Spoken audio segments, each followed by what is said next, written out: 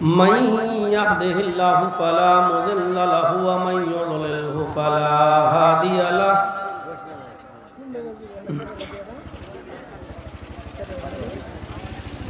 وأشهد أن لا إله إلا الله وحده لا شريك له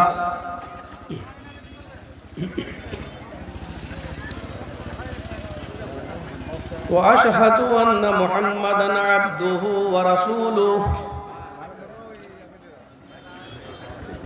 أما بعد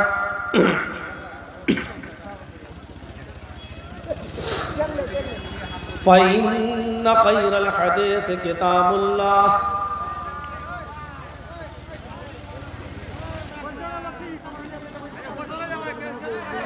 وخير الهدي هدي محمد صلى الله عليه وسلم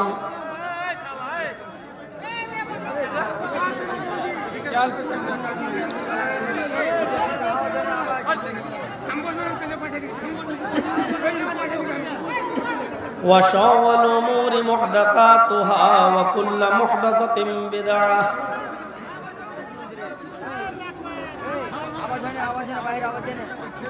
وكل بدعة ضلالة وكل ضلالة في النار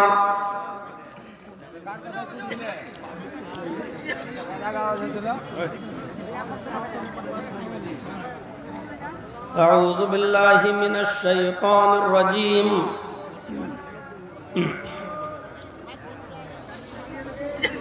بسم الله الرحمن الرحيم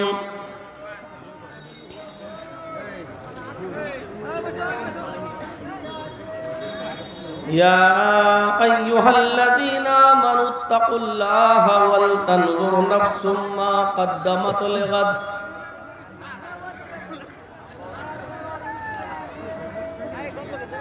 رب اشرح لي صدري ويسر لي أمري واحلل عقدة من لساني يفقهوا قولي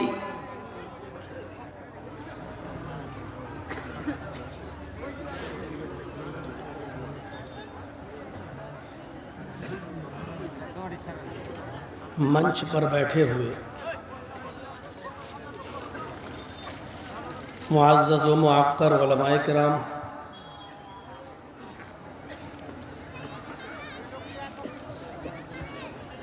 ہریش چندر پور اور اس کے اطراف و اکناف سے قرب و جوار سے تشریف لائے ہوئے معزز سامعین حضرات، ایک سائٹ میں بیٹھی ہوئی پردہ نشین اسلامی خواتین، پیاری ماں اور بہنوں، قوم و ملت کے لائق ور نوجوانوں، مستقبل کے ہونہار عزیز بچوں،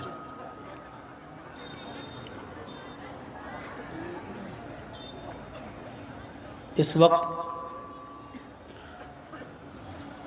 پورے ہندوستان کے اندر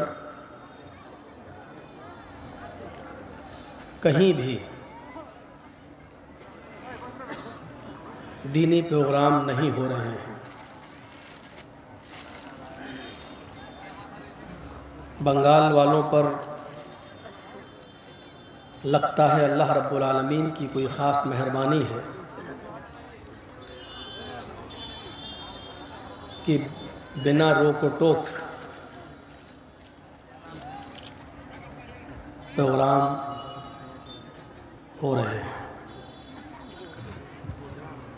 میں 12-13 دن پہلے بھی کلیا چک کے اطراف میں ایک گاؤں ہے شری رام پور، وہاں پروگرام کر کے گیا ہوں۔ کل پرسوں 2 دن کا جلسہ 27 اور 28 کا بھی میں کلیا چک ہی کے ایک گاؤں ہاڑو چک کے بغل میں نارائن پور کا پروگرام کر کے آیا ہوں، اور پھر دسمبر میں بھی ہمارے کلیا چک کے اطراف میں پروگرام ہے۔ یہ اس بات کی دلیل ہے کہ اللہ رب العالمین کی خاص رحمت ہے آپ پر، آپ لوگوں پر۔ ہم اللہ سے دعا کرتے ہیں کہ الہ العالمین اپنی رحمت کا سایہ ہمارے اوپر ہماری پوری زندگی تک قائم فرما دے اور ہمیں اپنی اس رحمت سے مستفیض ہونے کی توفیق عطا فرما۔ اس وقت حالات کے تناظر میں ہمیں اور آپ کو سب سے زیادہ فکر جس چیز کی کرنی ہے وہ ہے فکر آخرت۔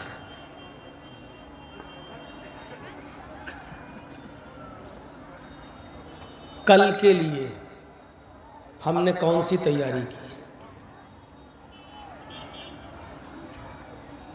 ہم اس دنیا میں کیوں آئے ہیں؟ آئے ہیں تو کیا ہمیشہ اس دنیا میں ہم رہیں گے؟ نہیں رہیں گے تو کیا ہوگا؟ مریں گے۔ مریں گے تو کیا ہوگا؟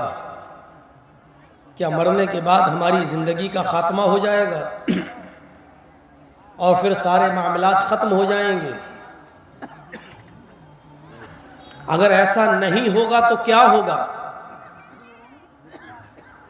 پھر ہم کو دوبارہ جیوت کیا جائے گا۔ پھر کیا ہوگا؟ پھر اس زندگی میں ہم نے اور آپ نے جو عمل کیے ہیں، چاہے وہ اچھے ہوں یا برے، ان کا حساب و کتاب دینا ہوگا۔ پھر کیا ہوگا؟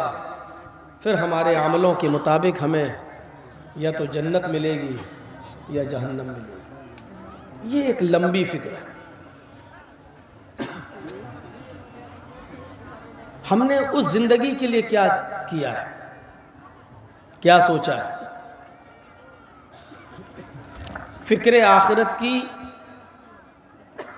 سب سے بڑی بنیادی چیز ہے، آخرت کو سنوارنے کی سب سے بڑی بنیادی چیز ہے تقوی، پرہیزگاری۔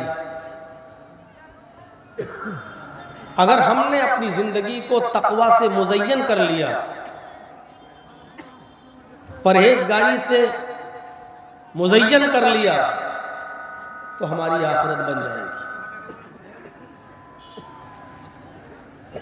اب سوال پیدا ہوتا ہے کہ تقوی کیا ہے؟ ایک ایک چیز کے اندر شک نکلتی ہے۔ تقوی کیا ہے؟ ہم اپنی زندگی میں صرف تقوی پیدا کر لیں اور ہماری زندگی بن جائے گی، زندگی بھی بن جائے گی اور آخرت بھی سنول جائے گی۔ تو یہ تقوی کیا ہے جو ہماری زندگی کو بھی کامیاب بنا رہا ہے اور ہماری آخرت کو بھی کامیاب بنا رہا ہے؟ اس کی ایک چھوٹی سی مثال میں آپ کو دے دوں کہ اللہ کے نبی صلی اللہ علیہ وسلم اپنی چہیتی اور پیاری بیوی عائشہ صدیقہ کے پاس بیٹھے ہوئے ہیں، اور آپ کی ایک لونڈی تھی، باندی خادمہ، جو آپ کی خدمت کرتی تھی۔ آپ نے اس کو آواز دی، خادمہ کو پکارا، لیکن حجرے کے باہر گھر کے آنگن میں وہ بکری کے بچے کے ساتھ کھیل رہی تھی۔ اللہ کے نبی نے اس لونڈی کو آواز دی، اس نے آواز سنی لیکن نہیں آئی۔ آپ نے اس کو دوبارہ آواز دی، اس نے آواز سنی لیکن نہیں آئی۔ آپ نے اس کو تیسری بار آواز دی، اس نے آواز سنی لیکن نہیں آئی۔ اللہ کے نبی نے کہا عائشہ ذرا دروازہ کھول کے دیکھو تو کہیں دور تو نہیں چلی گئی؟ حضرت عائشہ نے حجرے کا کمرے کا جب دروازہ کھولا تو دیکھا وہ تو گھر کے آنگن میں باہر ہی بیٹھی ہوئی ہے اور بکری کے بچے کے ساتھ کھیل رہی ہے۔ اس کو ڈانٹتے ہوئے حضرت عائشہ نے کہا اے ادھر آ۔ وہ اندر آئی۔ اللہ کے نبی صلی اللہ علیہ وسلم نے اس سے پوچھا میں نے تمہیں جو آواز دی تھی کیا تم نے نہیں سنا؟ کھڑے ہو کے مت بنائیے، تو یہاں بیٹھ جائیے، ادھر کے لوگ ابھی شور کریں گے، ہم لوگ تو پریشان ہیں۔ کیا تم نے میری آواز نہیں سنی تھی؟ اس لونڈی نے جواب دیا اللہ کے نبی سنی تھی۔ اس زمانے کی لونڈی، اس زمانے کی خادمہ بھی جھوٹ نہیں بولتی تھی۔ آواز سنی نہیں آئی یہ ایک الگ چیز ہے، لیکن جب اللہ کے رسول نے پوچھا وہ جھوٹ بول سکتی تھی، وہ کہہ سکتی تھی نہیں مجھے سنائی نہیں دیا، مجھے آواز۔ یار ان سے کہیے مائک یہ بار بار نہ بولیں، جو ہونا تو ہو گیا، لگ رہا سحری کا اعلان کر رہا ہے۔ মাংস প্যান্ডেল থেকে খাবার প্যান্ডেল থেকে যে ম্যাইকটা হচ্ছে মাইকিংটা বন্ধ রাখতে হবে, এখানে ডিস্টার্ব হচ্ছে, বন্ধ করুন, ওটা বন্ধ রাখুন, যার দরকার আছে জেনে নিয়েছে চলে যাবে আপনার কাছে, বন্ধ রাখুন ওটা। ان کی آواز آتی ہے تو لگتا ہے کہ ایک اور تقریر ہو رہی ہے جلسہ۔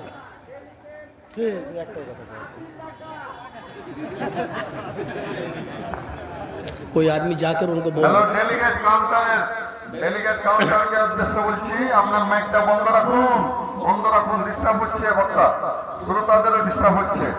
اس زمانے کی لونڈی بھی سچ بولتی، چاہتی تو بول سکتی تھی کہ نہیں آواز نہیں سنائی دی ہمیں، لیکن اس نے کہا نہیں آواز سنائی دی۔ آپ نے کہا پھر کیوں نہیں آئی میرے پاس؟ سر نیچے کر لیا، نہیں آئی۔ کیوں؟ پتہ نہیں کیا کام ہم کو کرنے کے لیے بول دیں گے، نہیں آئی۔ مسواک تھی، مسواک جو کرتے ہیں نماز سے پہلے ہم لوگ، تو وہ مسواک اللہ کے رسول کے کان میں لگی ہوئی تھی۔ سنیے بخاری شریف کے الفاظ ہیں، کبھی جب نماز کا ٹائم ہوتا تو آپ ایسے نکالتے اور مسواک کر کے مسجد میں نماز پڑھنے چلے جاتے۔ وہ مسواک آپ کے کان میں لگی ہوئی تھی، اس کو نکالا اور اس مسواک سے آپ اس لونڈی کو، اپنی خادمہ کو مارنے کے لیے چلے گئے، اس کے پاس بیٹھے اور مسواک اٹھا کر ایسے اس کے اوپر اٹھائی، اور قریب تھا کہ ماریں، نزدیک تھا کہ ماریں، لیکن آپ نے اس کو یوں کیا اور روک لیا، مارا نہیں۔ اور اس کے بعد مسواک کو اپنے کان میں لگایا اور آپ کی آنکھوں میں آنسو آ گئے۔ حضرت عائشہ وہیں بیٹھی ہوئی تھی، کہتی ہیں اے اللہ کے نبی کیوں نہیں مارا اس کو؟ وہ اسی مار کے لائق ہے، تین بار آپ نے آواز دی اور اس نے نہیں سنا اور پھر بھی نہیں آئی۔ تو اللہ کے رسول کا جو جواب تھا یہ تقوی سے بھرا ہوا تھا، یہ تقوی ہے۔ آپ نے فرمایا عائشہ میں نے یہ مسواک کان سے نکالی، پھر میرا دل ہوا کہ اس کو ماروں، لیکن اچانک یہ خیال آ گیا کہ اے محمد صلی اللہ علیہ وسلم، جس مسواک سے تم اپنی لونڈی، اپنی خادمہ کو مارنے جا رہے ہو، ایک مسواک اس کو مارو گے، ایسا نہ ہو کہ اس کی غلطی سے بڑھ کر یہ سزا ہو جائے، تمہارا مارنا اتنا زیادہ ہو جائے کہ اس کی غلطی اتنی بڑی نہ ہو۔ اگر تم نے اس کو ایک چھوٹی سی مسواک ایسے کتنی لگے گی، اگر یہ مار دیا، ایسا نہ ہو کہ آپ کا اتنا مارنا اس کی غلطی سے زیادہ ہو، تو قیامت کے دن وہ مقدمہ دائر کر سکتی ہے اور اللہ رب العالمین کے دربار میں وہ کہہ سکتی ہے اے اللہ میری غلطی اتنی بڑی نہیں تھی جتنی بڑی سزا محمد رسول اللہ نے مجھے دی ہے، مجھے انصاف چاہیے تیرے دربار میں، مجھے بدلہ چاہیے، مجھے انتقام چاہیے۔ عائشہ قیامت کے دن یہ لونڈی کہیں میرے اوپر مقدمہ دائر نہ کر دے اللہ کی عدالت میں، اس ڈر سے میں نے اس کو اس مسواک سے نہیں مارا۔ یہ احساس ہمارے اندر اگر پیدا ہو جائے تو ہماری دنیا بھی بن جائے گی اور آخرت بھی بن جائے گی۔ یہ احساس، اور جس دن یہ احساس ہمارے اندر آ جائے تو تو معاف کیجئے گا، بہت ہی معذرت کے ساتھ سوری بولتے ہوئے. یہ احساس جس دن ہمارے اندر پیدا ہو جائے اس دن دینی جلسوں کے اندر میلے لگنا چھوٹ جائیں گے، کیونکہ جلسوں میں بھی آنے والے جو جلسے میں آ رہے ہیں، آپ تو یہاں بیٹھے ہیں لیکن آپ کی بہنیں اور بیٹیاں سوگ و سنگار کر کے، زیب و زینت کر کے، لپسٹک و کریم و پاؤڈر لگا کر مارکیٹ میں گھوم رہی ہیں اور میلے میں گھوم رہی ہیں اور نوجوان لڑکوں کو دعوت نظارہ دے رہی ہیں. یہ سب دینی جلسوں میں ہو رہا ہے، یہ سب دینی پروگرام میں ہو رہا ہے. بہت ہی معذرت کے ساتھ اور معافی مانگتے ہوئے میں نے یہ بات کہی ہے، لیکن حق ہے، سچ ہے، سننا پڑے گا. کیا کیجئے گا اس کو؟ اتنا بڑا جلسے کا انتظام آپ کر سکتے ہیں، لوگوں کے بیٹھنے کا انتظام کر سکتے ہیں، مینجمنٹ کر سکتے ہیں، تو کیا آپ بازار میں یہ عورتیں نہ جائیں، جوان لڑکیاں نہ جائیں، کیا آپ اس کا انتظام نہیں کر سکتے؟ یہ سوچنا پڑے گا ہمارے سماج کو اور ہماری سوسائٹی کو اور ہمارے معاشرے کو آگے کے لیے. کیا کہا اللہ کے رسول نے؟ یہ چھوٹی سی چھڑی مسواک میں مارنا چاہتا تھا اس کو کہ مار دوں، لیکن ڈر یہ ہوا کہیں اس کی غلطی سے زیادہ سزا نہ ہو جائے. آپ نے معاف کر دیا، نہیں مارا.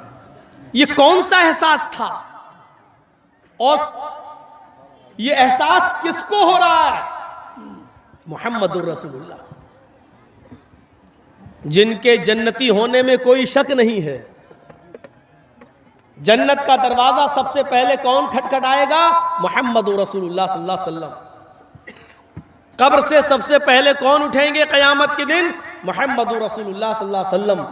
جنت کا دروازہ سب سے پہلے کون کھٹکھٹائے گا؟ محمد رسول اللہ صلی اللہ علیہ وسلم. جنت کے اندر سب سے پہلے کون داخل ہوگا؟ محمد رسول اللہ صلی اللہ علیہ وسلم. مقام محمود کس کو ملے گا؟ جناب محمد رسول اللہ صلی اللہ علیہ وسلم کو، جو خود جنتی ہیں. مقام محمود جن کا ٹھکانہ ہے، وہ شخصیت کہہ رہی ہے کہ مجھے ڈر ہے کہیں اس کو ماروں تو میری مار اس کی غلطی سے زیادہ نہ ہو جائے. اس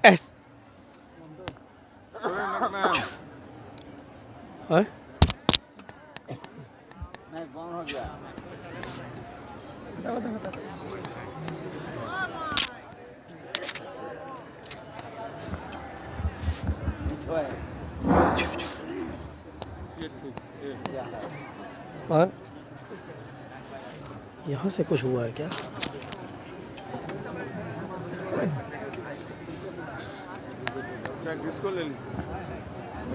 تو وہ ہاتھ میں پکڑنا مشکل ہو جائے گا. کہیں ٹچ ہوا ہے یہ. ہاں ہاں ٹھیک ٹھیک نہیں نہیں.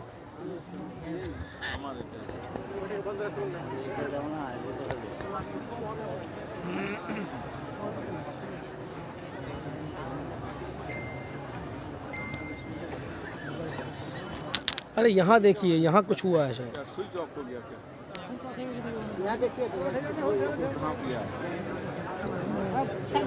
یہاں سے کچھ ہوا ہے.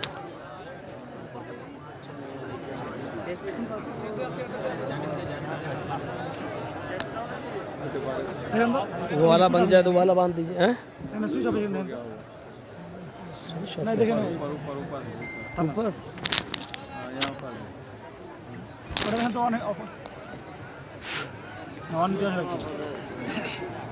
দেখো অফ হয়ে গেছিল এখানে, এই এখানে অফ হয়ে গেছিল, এখন দেখো এখানে অফ হয়ে গেছিল, ওখানে অফ হয়ে গেছিল. कौन कहाँ है? इधर है किधर है? ऊपर हो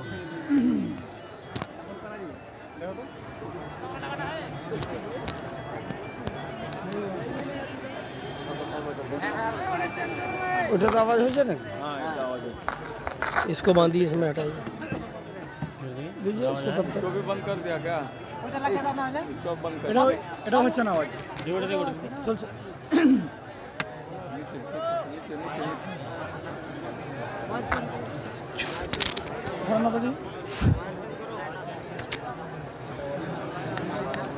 क्या यार माइक कौन सा नया? 12 बज जाएगा, भागने का नंबर है।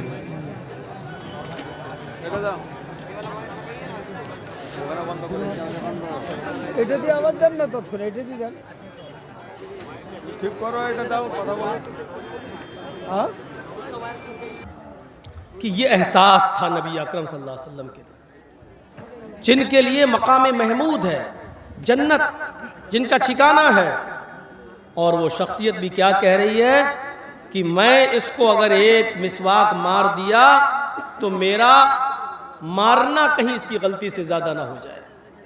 اب ہم اپنی معاشرتی زندگی کے اندر نظر ڈالیں، ہم کس کو کتنی گالیاں دیتے ہیں دن بھر میں،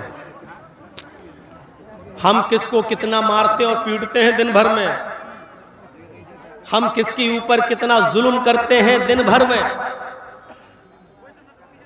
یہ احساس ہم اور آپ اپنے اندر پیدا کریں۔ یا ایھا الذین آمنوا اتقوا اللہ حق تقاتہ ولا تموتن الا وانتم مسلمون۔ اے اہل ایمان، اللہ سے ڈرو، اے مسلمانوں تم اللہ سے ڈرو، اور ڈرو، دیکھیے کتنا چھوٹا جملہ، اللہ سے ڈرو، لیکن کیسے ڈرو؟ ڈرنے کی کیفیت کیا ہونی چاہیے؟ یا ایھا الذین آمنوا اتقوا اللہ حق تقاتہ، اللہ سے ویسے ڈرو جیسا اس سے ڈرنے کا حق ہے۔ اللہ سے ڈرنے کا مطلب کیا ہوتا ہے؟ ہر چیز سے آپ ڈرتے ہیں۔ بہت سے لوگ ہوں گے جو بولتے ہیں کہ نہیں میں کسی سے نہیں ڈرتا، میں صرف اللہ سے ڈرتا، لیکن یہ جملہ ٹھیک نہیں ہے۔ اللہ نے کہیں نہیں کہا کہ صرف مجھ سے ڈرو اور کسی سے نہ ڈرو، کہیں نہیں کہا۔ یہ کہا ہے کہ مجھ سے ڈرو، لیکن یہ نہیں کہا کہ اور کسی سے مت ڈرو، لیکن حق کے ساتھ۔ انسان باپ سے ڈرتا ہے، بیٹا سگریٹ پیتے ہوئے جا رہا ہے، سامنے باپ آ گئے ہیں، ابو، پاپا، ڈیڈی، جو بھی آپ کہتے ہو، سگریٹ پھینکی ہو، آپ ادب کر رہے ہیں، یہ ڈر ادب کے دائرے میں ہے۔ چھوٹا بھائی سگریٹ پیتا ہوا جا رہا ہے، سامنے بڑا بھائی آ گیا، یہ ڈر ہے۔ بھاگتے ہوئے جا رہے ہیں، جنگل میں شیر آ گیا، درخت پہ چڑھ گئے، یہ ڈر رہے ہیں۔ ڈرتا ہے انسان، اور ڈرنا بھی چاہیے، لیکن جیسے آپ اور چیزوں کا حق ادا کرتے ہیں ڈرنے کا، اللہ سے بھی ڈرنے کا ایک حق ہے۔ اللہ سے ڈرو کا مطلب کیا ہے؟ یہ ڈرنا تھوڑی ہے، اللہ سے یہ ڈرنا نہیں ہے۔ شیر کو دیکھ کے بھاگ رہے ہیں، یہ ڈر رہا ہے شیر کا، تو کیا اللہ کو دیکھ کر بھاگو گے؟ اللہ دیکھ رہا، بھاگو۔ تو جہاں جاؤ گے وہاں اللہ تو اپنے علم کے اعتبار سے ہر جگہ موجود ہے، آپ کہاں بھاگو گے؟ تو ڈر کا ایک مطلب ہوتا ہے۔ زہر آپ نہیں کھاتے ہیں، کیوں؟ کیونکہ معلوم ہے کہ ہم کھائیں گے تو رام رام ست چلے جائیں گے، تو آپ زہر سے ڈر رہے ہیں، لیکن اس کو دیکھ کر بھاگتے نہیں ہیں۔ یہ زہر سے ڈرنا ہے۔ زہر سے ڈرنے کا مطلب کیا ہے؟ اس کو یوز مت کیجئے۔ آگ لگ گئی، مکان جل رہا ہے، آپ اپنے بچوں کو لے کے باہر نکل آئے، آگ سے آپ کو ڈر رہے ہیں۔ آگ سے ڈرنے کا مطلب کیا ہے؟ اس کو دیکھ کر بھاگ نہیں رہے، لیکن آگ میں جمپ نہیں لگا رہے ہیں، یہ اس سے ڈرنے کا مطلب ہے۔ تو آپ شیر سے ڈرتے ہیں، سانپ سے ڈرتے ہیں، بچھو سے ڈرتے ہیں، زہر سے ڈرتے ہیں، آگ سے ڈرتے ہیں، کسی چیز کو دیکھتے ہیں تو بھاگتے ہیں، کسی چیز کو دیکھتے ہیں تو بھاگتے نہیں، لیکن اس میں جمپ نہیں لگاتے ہیں، کسی چیز کو دیکھتے ہیں تو اس کو دیکھ کر بھاگتے نہیں، لیکن اس کو استعمال نہیں کرتے ہیں۔ جیسے آپ ان چیزوں کو ڈر کر ان کا حق ادا کر رہے ہیں، اللہ سے بھی ڈرو، اور اس سے ڈرنے کا حق کیا ہے؟ یا ایھا الذین آمنوا اتقوا اللہ، اے اہل ایمان ایمان، اے مسلمانوں تم اللہ سے ڈرو حق تقاتہ، جیسا کہ اس سے ڈرنے کا حق ہے۔ اور اللہ سے ڈرنے کا حق یہ ہے کہ اللہ نے جن کاموں کی کرنے کا حکم دیا ہے ان کاموں کو کریے، اور جن کاموں کو کرنے سے منع کیا ان کاموں سے رک جائیے۔ وہ اعمال کیجئے جو ہمیں جنت میں لے جائیں، ان اعمال سے ڈریے جو ہمیں جہنم میں لے جائیں۔ اللہ سے ڈرنے کا مطلب یہ ہے کہ ہم ہر اس کام سے دور رہیں جو کام ہمیں جہنم میں لے جاتا ہے، یا جس کام کو کرنے کی وجہ سے ہمیں جہنم ملتی ہے ہم اس کام کو چھوڑ دیں، اس سے دور رہیں۔ یہ ہے اللہ سے ڈرنے کا مطلب، ورنہ اللہ سے ڈرنے کا مطلب یہ تھوڑی ہے کہ اللہ کو دیکھ کے بھاگو، اس کے عذاب سے ڈریے، ان کاموں کو کریے جن کے کرنے کا حکم دیا، اور ان کاموں سے رک جائیے جن سے روکا گیا ہے۔ یہ ہے اللہ سے ڈرنے کا مطلب۔ اور سب سے اچھی تعریف تو حضرت ابی ابن کعب نے کی تھی۔ اللہ کے نبی حضرت عمر فاروق نے ابی ابن کعب سے پوچھا، امیر المومنین حضرت عمر نے ایک بڑے جلیل القدر صحابی ابی ابن کعب سے پوچھا، سوال کیا، کوشچن کیا، اے ابی تقوی کیا ہے؟ اللہ کا ڈر کیا ہے؟ تقوی کیا ہے؟ تو حضرت ابی ابن کعب نے جو جواب دیا وہ سنیے، اور اس کے بعد ہم آگے بڑھتے ہیں۔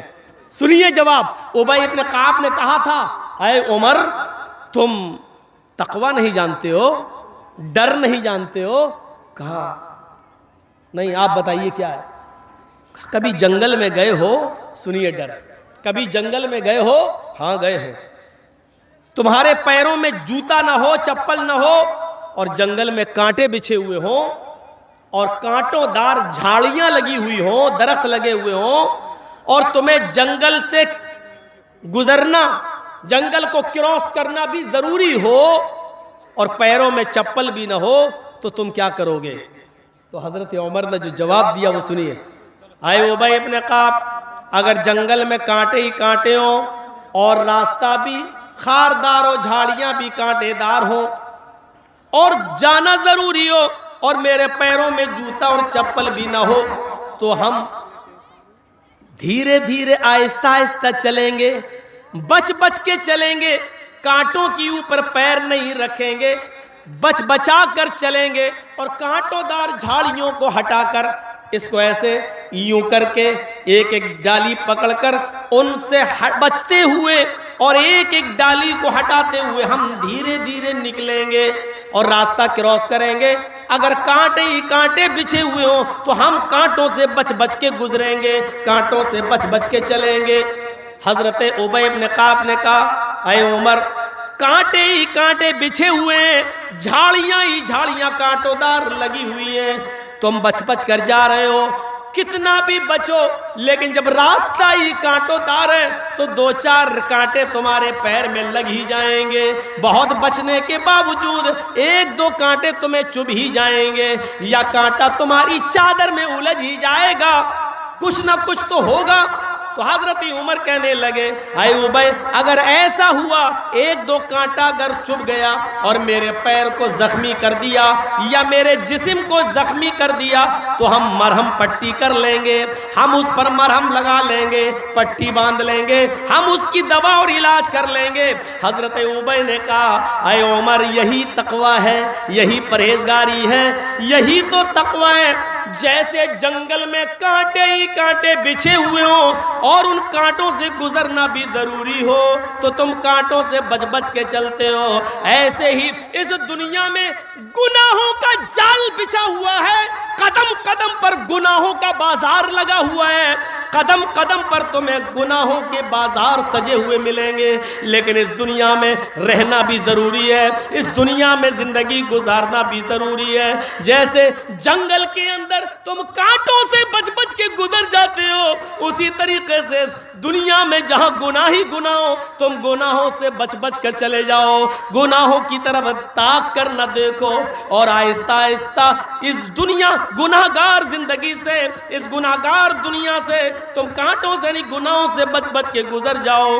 ہاں جب گناہ ہی گناہ ہے تو دو چار گناہ تم سے ہو ہی جائیں گے، انسان ہونے کے ناطے جیسے 2-4 کانٹے لگ جائیں گے تو تم اس کا علاج کر لو گے، ایسے اگر 2-4 گناہ تم سے ہو بھی جائیں تو تم اس کا علاج کر لو۔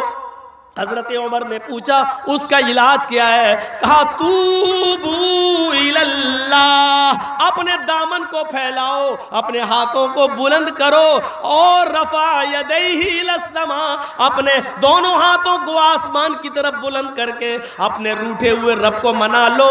یہی اس کا علاج ہے کہ تم توبہ کر لو، استغفار کر لو، اللہ سے اپنے گناہ کی معافی مانگ لو، یہی اس کا علاج ہے، یہی مرہم ہے، یہی پٹی ہے۔ یہ ہے تقوی کا معنی۔ جیسے کانٹے ہی کانٹے ہو تو جانا ضروری ہے، تو بچ بچ کے چلتے ہو، ایسی دنیا میں گناہوں کا بازار لگا ہوا ہے۔